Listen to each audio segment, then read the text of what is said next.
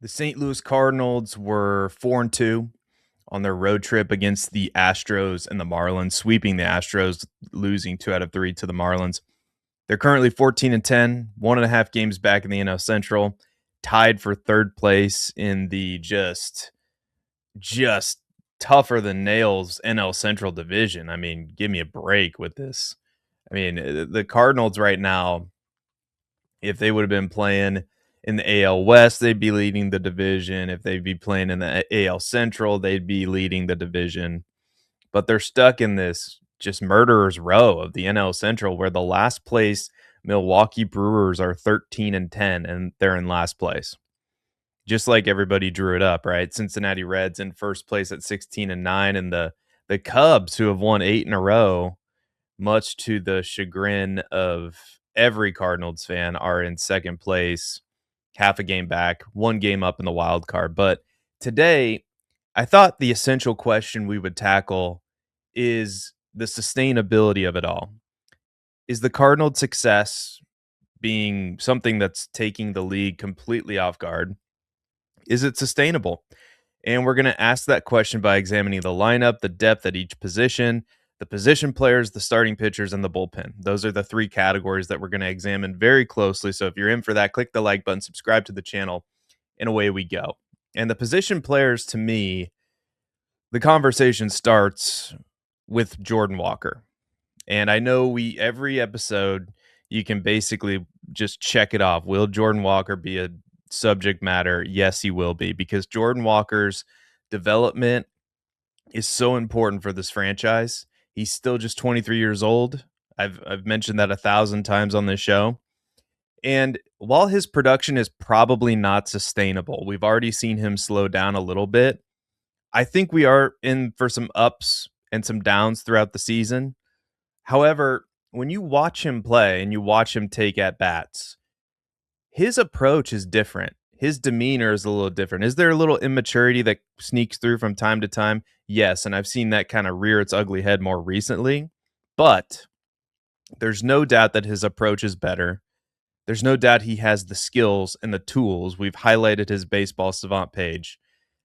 And if Jordan Walker is a hit, and by hit I mean a guy that you can plug in right field every day, that will flirt with 30 home runs every year at 23 years old with as much team control as he has left, that's a huge deal.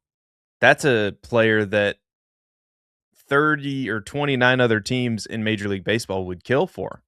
And that's exactly why the Cardinals haven't given up on him to this point. And we'll see. I mean, it's I think the most fascinating storyline outside of JJ Weatherholt. I mean, the Jordan Walker stuff. I think it just is.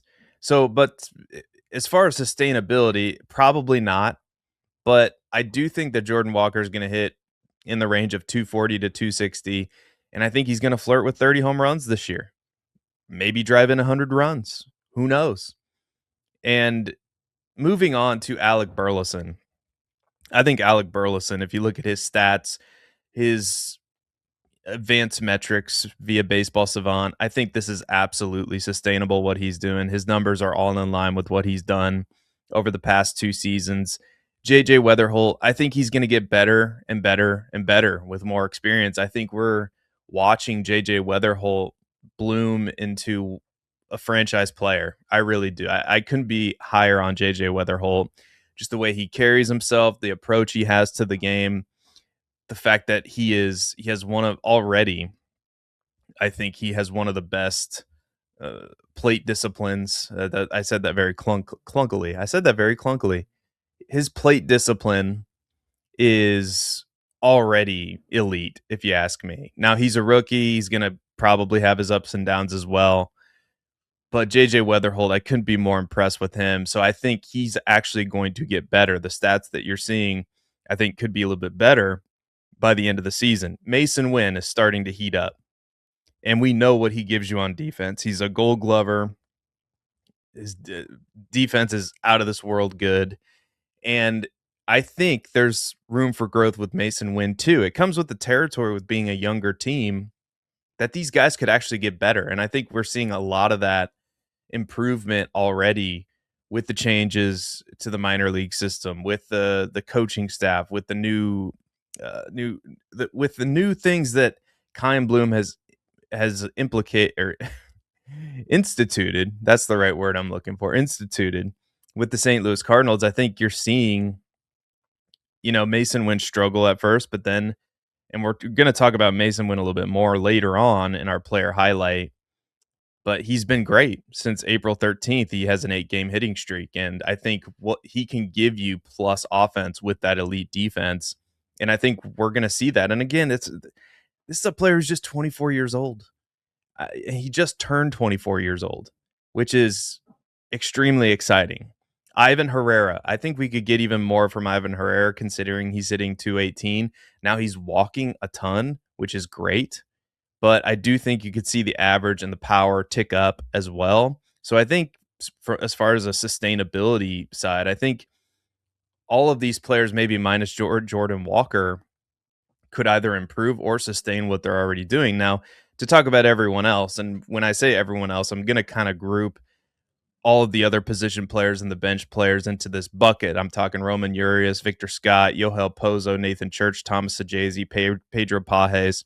I think we can expect them to do about what they've been doing. As I was looking through the stats, I didn't see anything that really jumped out at me. Maybe Nathan Church, just going off the top of my head, maybe he takes a little dip back, but he's hitting, 237. So I don't necessarily know if that's something that is crazy to say that he could continue this pace. Yeah, he's hitting 236, 2 home runs, 8 RBIs, 3 stolen bases. So yeah, I definitely think that's sustainable for even an inexperienced player like Nathan Church. So let's go to the starting pitchers. And just off the top here, I think that this is probably, if it's going to fall apart, this is the area where it's going to fall apart. But let's start with Matthew Liberatore. I think Matthew Liberatore can be really good. Just watching him pitch this year. Now, is he top of the rotation good? I think that's the $1 million question. So far, he's had 2 so-so starts and 2 really good starts. But I think this level for him is definitely sustainable. I think he can pitch at a really good level in the major leagues. And that's not to say he's going to have a bad start every once in a while. I wish he'd be a little bit more consistent. But I think every time you throw him out there, me personally, I feel pretty good about it. Michael McGreevy. Now, he doesn't wow you, but he's been pretty good thus far. And I do think a fall off might be coming, but I've been impressed with what he can do. And like I said, he doesn't wow you with anything, but it just seems like he gets guys out. So it wouldn't shock me if his ERA hovers around the high 3s, maybe low 4s. And I think that that would be a good outcome for the St. Louis Cardinals. And I think that that is something that is sustainable. Dustin May, 3 good starts in a row for Dustin May. I think his stuff looks good. Again, I'm going to say this, and it's going to become a cliche by the time this episode's over. Will there be some bumps in the road? Probably. But what we've been seeing from Dustin May is encouraging. Dustin May is also a guy who at the trade deadline could be a piece that you trade for even more prospects. And we'll talk about the fact that why it's encouraging to be a Cardinals fan is the fact that there are players like Dustin May on the roster that you do have some flexibility with. You could extend him, you could trade him. But I think Dustin May's been great over his last 3 starts. Kyle Leahy has been below average to bad thus far, but I think to be fair to Kyle Leahy, this has been an adjustment for him. He hasn't been a starter in the major leagues yet before this season. So he's getting acclimated to being a starter. He might start to go deeper into games once the season rolls on, once he gets acclimated to being a starter. But right now, he's not very good. I wouldn't expect much from Kyle Leahy going forward, but a lot of teams at the back end of their rotation, they're not confident about who they have there. And so he hasn't been good. I don't expect him to be great. So that's kind of how I feel about Kyle Leahy. And Andre Palante is honestly the one that worries me the most. 2 good starts so far, 1 awful one. And I can see Palante struggling going forward. I'm not really optimistic based on what I've seen from him. He doesn't really have an out pitch, and the injury to Richard Fitz makes this depth a little bit more shaky as far as the organization goes. So yes, I'm worried about the back half of this rotation. And as I said at the beginning of the starting pitcher segment, if it's going to fall apart, I think that this is where it falls apart because this rotation is definitely shaky. And as we mentioned, Richard Fitz going down with a season-ending injury only makes the depth all that much worse. But let's talk about the bullpen. And the bullpen's been up and down, but there's definitely some extremely positive things that are coming from the bullpen. The first thing we have to mention is Riley O'Brien. He looks phenomenal. Will this come back to earth a little bit? Probably, but he has a 0 ERA and no walks. I think he looks great. I think the stuff looks amazing. He looks like a legit closer right now. And this is another guy, Riley O'Brien, who could be dealt at the trade deadline if the Cardinals are out of it and if they want more prospects. You know, Riley O'Brien right now is a player that's well into his 30s. And it's going to be fascinating to see what Kyle Bloom does.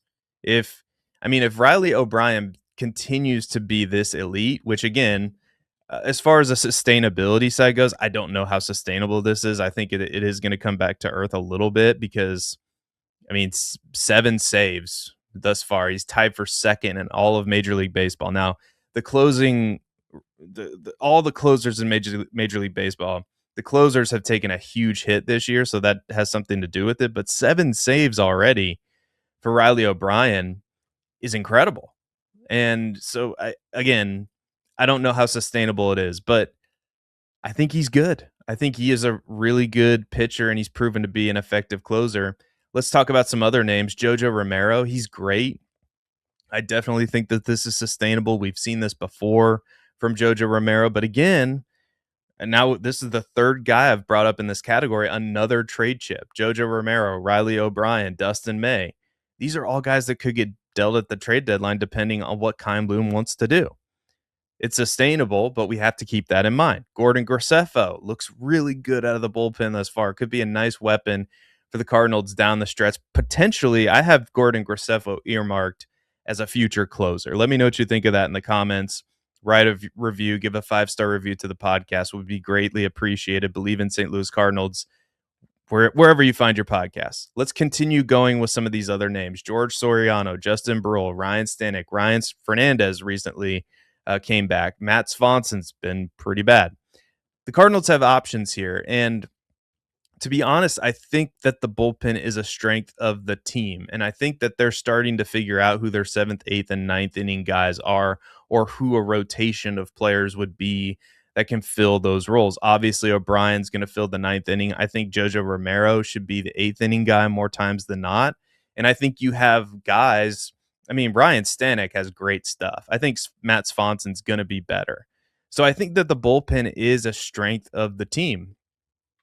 I do. So if they can get a lead and they can hold it, I think the bullpen more times than not is going to help them out. And just, oh, by the way, the Cardinals are 5-0 in extra inning games and 5-0 in one-run games.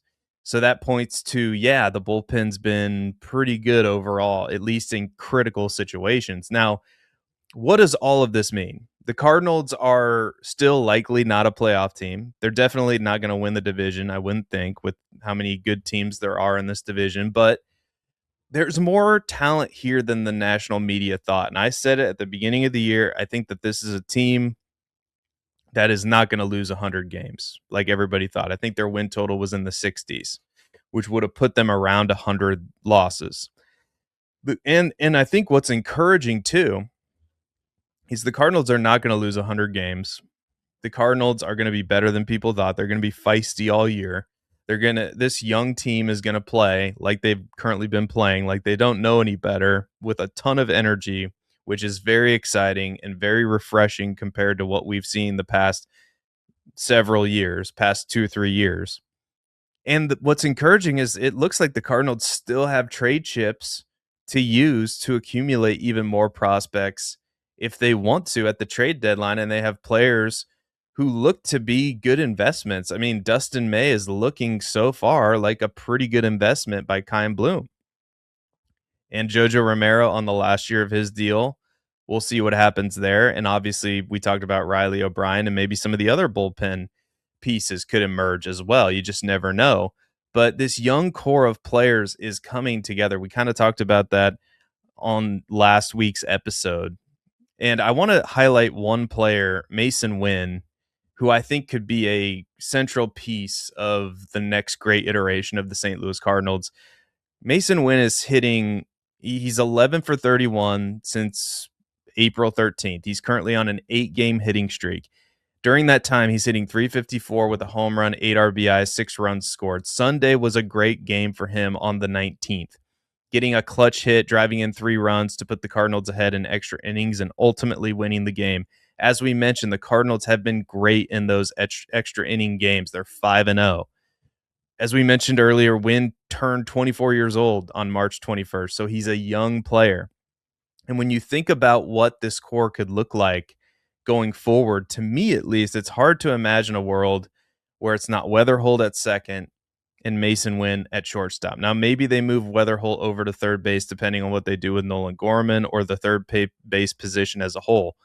But those two guys really feel like the core and the foundation that you can build around up the middle of the field at second, at shortstop, especially Mason Wynn, especially an organization. And I don't know what this means exactly, but it's an organization that historically with Ozzie Smith was able to build a team around that kind of player. And Mason Wynn reminds me what he can do, a lot of what Ozzie Smith can do on a defensive side. I think Mason Wynn has a stronger arm, but Ozzie was great, and it's a little bit before my time. So if you wanna if you wanna scold me out there, you can. But watching Ozzie play, just some of the highlights, and when I was really young, Mason Wynn looks extremely, extremely good defensively and is a talented player. And again, I think he's starting to figure it out this year at the plate. I think he can long-term figure it out at the plate. And I think that that's a player. I mean, obviously cost is everything. I don't know what he would command in the open market. Probably won't be cheap. But again, these are the kinds of players you can build your franchise around. Mason Wynn, JJ Weatherholt, Jordan Walker, if he hits, Alec Burleson. And we'll see. It's going to be fascinating to see how this situation develops, because I think the Cardinals have some dudes that not a lot of people thought were dudes. And I think that's the best way I can say it. And I think Mason Wynn is one of those guys. What's on Tap, brought to you by any beer sponsor that wants to sponsor the show. Just hit me up at Seth Dewald on Twitter, at Seth.Dewald or _Dewald, Seth _DIEWOLD on Twitter. The Cardinals welcome in the Seattle Mariners this weekend, Friday, Saturday, Sunday at Busch Stadium. On Friday, Andre Palante goes up against George Kirby. That time is 7:15 first pitch. On Saturday, we have a day game, day baseball. Matthew Liberatore takes on Brian Wu. And on Sunday, Michael McGreevy takes on Emerson Hancock. All three of those pitchers for the Seattle Mariners have an ERA below 3. So it's going to be potentially low scoring. Cardinals going to have to figure out how they're going to score some runs against some really good starting pitchers. And against the Pirates, this is going to be a big series. Monday and Tuesday at PNC Park. Currently, no starting pitchers have been announced for that series. We have the dreaded TBD versus TBD for both games on Monday and Tuesday. So there you go. That's what's on tap. And again, thank you for listening to the podcast, the video on YouTube. If you want the video version, you can go to Long Live Baseball on YouTube, or this, I'm calling it Long Live STL Cards, under the Long Live Baseball brand. And you can get the podcast, if you're listening to the podcast, on the Believe Network. It's Believe in St. Louis Cardinals on the Believe Network. I'm Seth Dewald. Until next time, thank you for watching, and let's go, Redbirds.